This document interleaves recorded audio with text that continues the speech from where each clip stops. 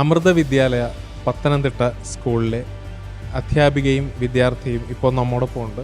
സ്കൂളിൽ 1ാം ക്ലാസ് മുതൽ വാല്യൂ എഡ്യൂക്കേഷനും ഭഗവത്ഗീതയൊക്കെ പഠിപ്പിക്കുന്നുണ്ട്. അതിൽ രാമായണം, മഹാഭാരതവും അങ്ങനെ എല്ലാ വിഷയങ്ങളെ പറ്റിയും ചെറിയ ചെറിയ അറിവുകളുണ്ടായിരുന്നു. അന്ന് മുതൽ അതെല്ലാം ഒന്ന് കൂടുതൽ അറിയണം എന്നുള്ള താല്പര്യം ഉണ്ടായിരുന്നു.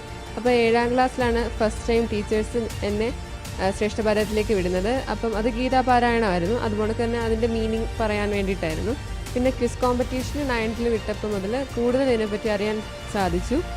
അപ്പം അതിനെല്ലാ ടീച്ചേഴ്സിനോടും നന്ദിയുണ്ട്. കൂടുതൽ അതിനെപ്പറ്റി അവർ കാരണമാണ് എനിക്ക് ഈ ഒരു ലെവൽ വരെ എത്താൻ കഴിഞ്ഞത്. ഈ പരിപാടിയിൽ പങ്കെടുത്ത് പിന്നെ ആധ്യാത്മിക കാര്യങ്ങളിൽ കൂടുതൽ അറിവ് നേടാൻ സാധിച്ചു. അതുപോലെ അതിലേക്ക് കൂടുതൽ താല്പര്യം വന്ന പോലെ തോന്നുന്നു. ക്വിസ് കോമ്പറ്റീഷന് വന്ന സമയത്ത് ഞങ്ങളുടെ സ്കൂളിൽ നിന്ന് തന്നെ സ്കിറ്റിന് വേണ്ടിയിട്ട് വന്നിട്ടുണ്ടായിരുന്നു. അപ്പം ഇവിടെ വന്നപ്പോൾ ഞങ്ങൾക്ക് പെട്ടെന്ന് അതിലേക്ക് ഒരു ക്യാരക്ടർ കിട്ടിയായിരുന്നു. അത് പെട്ടെന്ന് അത് സഡൻ മൊമെൻ്റാണ് അത് കിട്ടിയത്.